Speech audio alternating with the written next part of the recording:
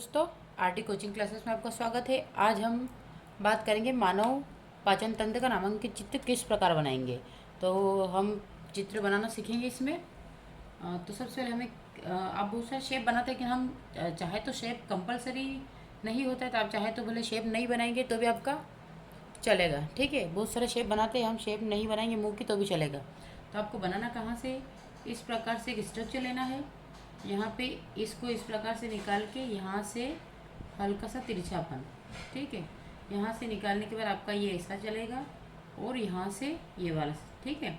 अब यहाँ से इसको जाने के बाद यहाँ से हल्का सा घुमाना है आपको, और ये आपका एक एग्जैक्ट जो मुंह के अंदर का जो शेप होता है वो बन जाता है। यहाँ तक आपको क्लियर हो गया होगा। ठीक है, इसको वापस आपको यहीं पर लाकर यहाँ पर लाकर मिलाना है। ये जो जाता है यहाँ पे आपको इसको यहीं पर लाकर मिलाना है, और ये वाला जो जाएगा वो अलग से ही इसको शेप देते हुए निकलेगा। ठीक है, ये वाला आपका इस प्रकार से यहाँ पे ये हो जाएगा।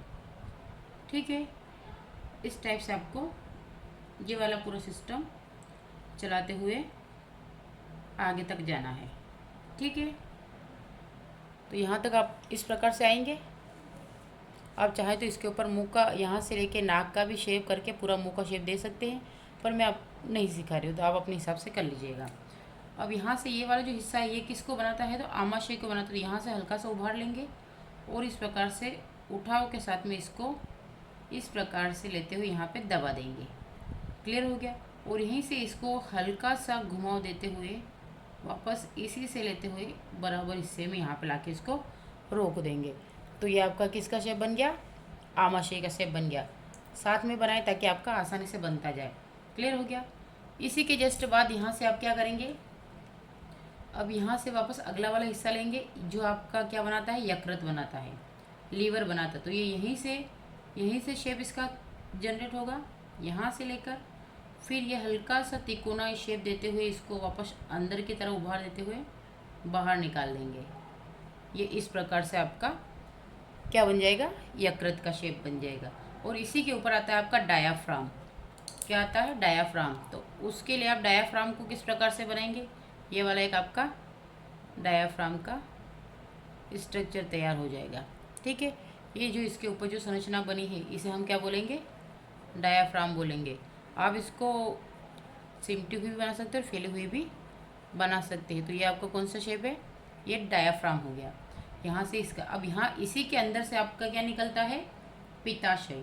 तो पित्ताशय जो होता है वो किस प्रकार के स्ट्रक्चर होता है, यहाँ से लेकर इस टाइप का एक स्ट्रक्चर होता है। तो पित्ताशय के अंदर आप इस प्रकार से इसको एक छोटी सी एक थैली नुमा संरचना बनाएंगे और इसी को छोटे छोटे दो हिस्सों में डिवाइड करके इस प्रकार से निकाल देंगे। ये आपका पित्ताशय के अंदर का पूरा शेप बन जाएगा। ये हो गया क्लियर। ठीक है, हम आराम से बना रहे ताकि आप आसानी से सीख पाए। यहाँ तक आपका हो गया है। अब हम क्या करेंगे, यहाँ से लेते हुए हम हमारा अग्नाशय तैयार करेंगे। जस्ट यहीं से, यानी कि ये वाली शेप ख़त्म होगी और यहीं से आपका क्या स्टार्ट हो जाएगा। तो यहाँ से होता हुआ आपका इसी के शेड से होता हुआ आपको यहाँ से लेना है और इसी से जुड़ता हुआ, यहाँ से जुड़ता हुआ आपका क्या जाएगा, ये एक आंत जाती है। कौन सी आंत जाती है, जिसे आप अच्छे से जानते हैं। तो यहाँ से इसको हल्का सा पतला शेप देते हुए यहाँ पे इसको मोटा शेप देते हुए निकाल लेंगे इस प्रकार से। ठीक है, ये यहाँ तक आ जाएगा। अब यहाँ तक आने के बाद एक छोटी सी नलीनुमा देते हुए इसको एक थोड़ा थोड़ा चौड़ाई में ले जाएंगे और इसके अंदर यहाँ से इसको छोटी आंत के फॉर्म में छोड़ देंगे। अब यहाँ से बात करते तो ये वाला जो शेप जाएगा, ये वाला पूरा आपका यहाँ तक जाएगा। कहाँ तक जाएगा, मतलब इसी प्रकार से तिरछा तिरछा शेप होता हुआ कहाँ जा रहा है, ये यहाँ जस्ट आमाशय के थोड़ा सा आगे तक लेना है।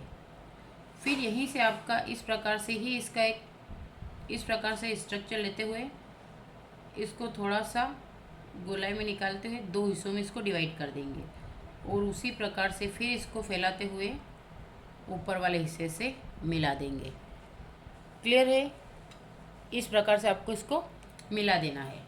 ठीक है, अब इसको मिलाने के बाद आपका यहाँ से हम क्या निकालेंगे, अग्नाशय निकालेंगे। क्या निकालेंगे, तो अग्नाशय की शेप कैसी होती है, यहाँ से जाते हुए ये अग्नाशय पूरा ऐसे होते हुए कहाँ जाएगा, ये जस्ट यहाँ पे जाता है और यहाँ से ही हल्का लेते लेते लेते इसको मोटापन आ जाता है।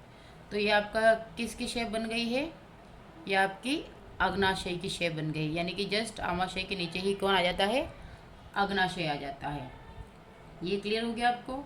हाँ, और ये जो हमने बनाई थी, अब इसमें इसी के शेप को, क्योंकि अग्नाशय से तो अग्नाशय से आगे होते इसको हम निकालेंगे, तो ये वाली जो यहाँ जा रही है यहाँ से होते होते हुए कहाँ पे निकलेगी, यहाँ पे, इस प्रकार से। और इसी के जस्ट यानी कि यहाँ से आमाशय से होता हमारा ये कौन सा हिस्सा निकल गया है, अग्नाशय का हिस्सा निकल जाएगा। ठीक है, ये आपका पूरा पाचन तंत्र का डायग्राम। अब यहाँ पर हम बात करते हैं क्षुद्रांत। क्षुद्रांत का मतलब होता है छोटी आंत। तो छोटी आंत के हिस्से क्या हो जाएंगे, यहीं से आपको इस प्रकार से इसको शेप देते हुए घुमाना है, 2 4 5 6 बार, जो भी आपकी जितनी बार हम घुमा सके। फिर इसी को इसी के हिसाब से थोड़ा थोड़ा थोड़ा थोड़ा ऐसे शेप देते। इसका कोई फिक्स शेप नहीं होता है, क्योंकि एक तो शरीर में तो फैली हुई एक नली है, बस और कुछ नहीं है, जो इस प्रकार से बनाता है स्ट्रक्चर। ठीक है, तो कैसे भी आप घुमा सकते हैं। तो इसके अंदर ये इस प्रकार से शेप बन जाएगा। और यहाँ से इसकी बात करते, ये इस टाइप से, ये यहाँ से गुदा द्वार, ठीक, यहाँ से मल त्याग कर दिया जाता है। तो अब हम नाम की शुरुआत करते हैं। तो सबसे पहले इसका नाम लिखते हैं, इसको हम क्या बोलेंगे, गुदा द्वार। क्या बोलेंगे, गुदा द्वार। क्या बोलेंगे, गुदा द्वार। इसी के जस्ट ऊपर ये जो है हमारी क्या है, ये इसे क्या बोलेंगे, बृहदांत्र, यानी कि बड़ी आंत। तो बृहदांत्र, बड़ी आंत, जिसका एक और नाम होता है कोलोन, इसे हम कोलोन भी कहते हैं। इसी के जस्ट ऊपर आता है, तो ये यहाँ से लेकर, यानी कि यहाँ से लेकर, तो ये वाला जो सिस्टम है, ये पूरा जो है, इसका नाम क्या है, शुद्रांत्र। शुद्धांत्र क्या बोलेंगे, शुद्धांत्र या शुद्रांत्र, यानी कि छोटी आंत। क्या बोलेंगे, छोटी आंत। और ये वाली क्या हो जाएगी, इसी को हम क्या बोलेंगे, बड़ी आंत। ठीक है, बड़ी आंत। यहाँ तक क्लियर हो गया आपको, इसको बड़ी आंत बोलते हैं। तो यहाँ तक आपके सारे नाम हो गए। इसके बाद ये हमारा आता है, क्या आता है, आमाशय। क्या कहेंगे इसको, आमाशय। और यहाँ पे जो ये हमारा, तो हम इधर लिख लेते हैं, ये वाला हमारा क्या बनाता है, अग्नाशय या अग्न्याशय। इसे अग्न्याशय लिखने में ऐसे लिखेंगे, अग्नाशय होता है। और यहाँ पे जो ये नीचे वाला जो उभार होता है, इसे बोलेंगे परिशेषिका। क्या बोला जाएगा, परिशेषिका। क्या बोला जाएगा इसे, परिशेषिका। इसके जस्ट ऊपर जो आता है आपका ये वाला हिस्सा, ये वाला, इसे हम क्या बोलेंगे, इसका नाम क्या होगा, पित्त नली। ठीक है, लेकिन कहाँ से, पित्त नली कहाँ से कहाँ तक, तो पित्त नली यहाँ से लेकर ये वाली जो है ना, ये वाली, ये आपकी पित्त नली है। तो इसे हम क्या बोलेंगे, पित्त नली। ठीक है, ये पित्त नली हो जाएगी। और इसके जस्ट ऊपर ये वाला जो होगा, ये हिस्सा, इसे हम क्या बोलेंगे, पिताशय।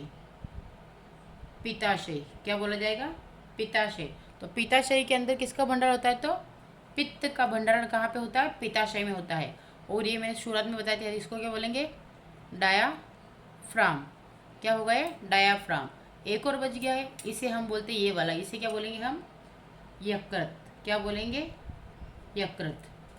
अब मुंह की बात करते हैं, तो यहाँ से हमारा इसे क्या बोलेंगे हम, ग्रसिका। क्या बोला जाएगा, यानी कि भोजन जो लेते हैं अंदर, वो इसी के द्वारा अंदर आता है, तो ग्रसिका। अब यहाँ पे ग्रसिका, यानी कि ये जो गर्दन वाला हिस्सा, तो यहाँ से ही बात करते हैं। और इसे ये जो पूरी, इसे क्या बोलेंगे, आहार नाल।